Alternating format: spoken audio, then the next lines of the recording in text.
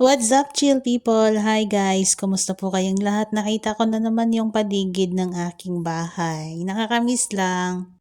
Walang pinagbago, wala din improvement. Ganon pa din. Nag-double check lang ako guys kasi gusto kong tignan kung naglinis ba sila sa paligid. Yeah, kasi ayaw ko din yung madaming madamo. Oh, ayan. Medyo need pa talaga ng more linis dyan sa harapan. 'Di ba? Dito talaga guys, ewan ko ba, ang hirap linisin. Dito kasi nag-stuck yung tubig, 'di ba, kapag umulan. So dito siya dumadaan yung basta daanan ng tubig kaya ang healthy ng mga tanim diyan, pati damo healthy din. Grabe dito naman yung sa harap, oh, need talaga guys. Ewan ko, bahala na, eh. Kaya basta kapag limpyo sila, so ayan. Ayan, kaka-spray niya lang daw. In-sprayan niya na lang kaya wala man siya tayong manghilamon, 'di sprayhan na lang ate.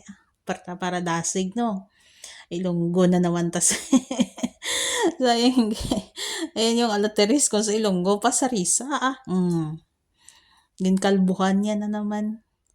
Kaya itong pag-uli ko, yung last ko na yung bakasyon ko, grabe, ang yabong-yabong guys, ang dilim-dilim. Huy, naunsa naman tawon nila eh. 'Di ba? Pinaputlan ko gidayon sa bata ko eh. Pinatulan ko yan bago ako bumalik. Sabi ko mag-trim kayo. Kasi wala yung madilim. Tapos okay naman kasi nga 'di ba para sana may lilim. Pero over naman. So ayun, maliwanag na. Ako guys, alam niyo ako, mahilig lang ako maglinis. Pero yung magtanim-tanim, wala yan sa bokabularyo ko ba. Yung magtanim ng mga halaman, magtanim, hindi ako nakamana yata ng mahilig magtanim si Papang kasi hardinero yun. Gardenero ba? Hindi ko yun naman.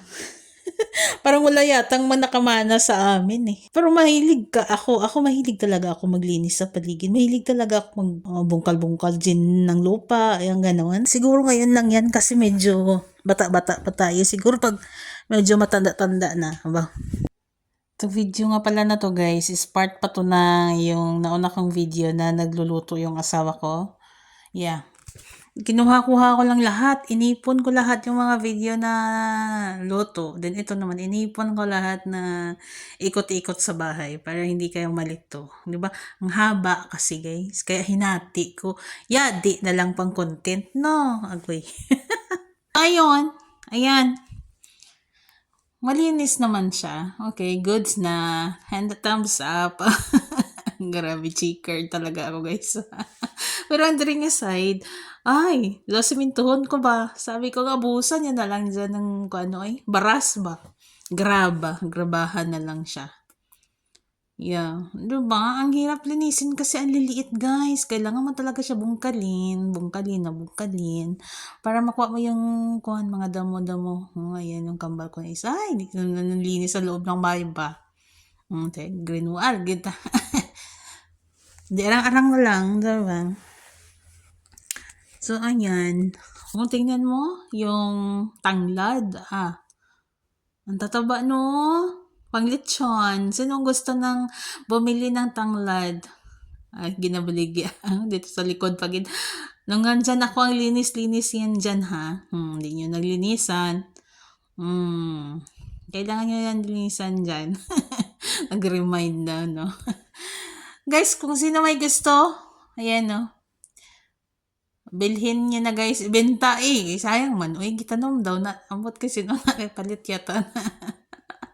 Hindi yan akin, ginabaligya.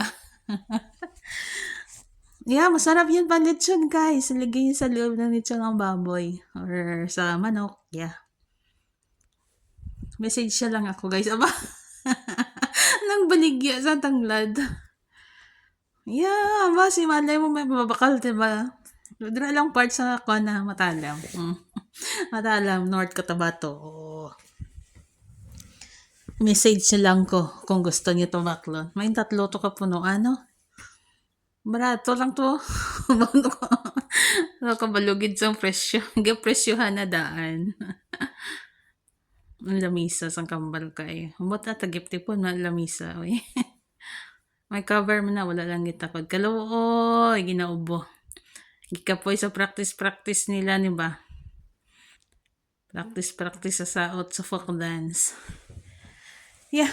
So, yun na nga guys, na-upload ko na din yung performance nila sa folk dance. Ito kasi late upload na siya. Nauna pa na-upload yung folk dance kaysa sa dito. Busy kasi, dahil trabaho. So, yun, nagkwento-kwento na lang ako guys. Kasi sayang naman, uy. Sayangan ko mag-delete sa mga na-save ko na mga video ba. Diba? Siyempre, nag-effort ako. Diba? Sayang din kasi nag-store ka ng mga video. Then, yung storage ng phone mo, di-delete mo lang. I-share natin. May manood man normal lang, okay lang, importante. The remembrance. Yung remembrance talaga iniisip ko, guys. May bisita siya. Panay ubo niya. Sabi ko nga magpahilot kasi nasanay sila sa hilot. So, yan lang.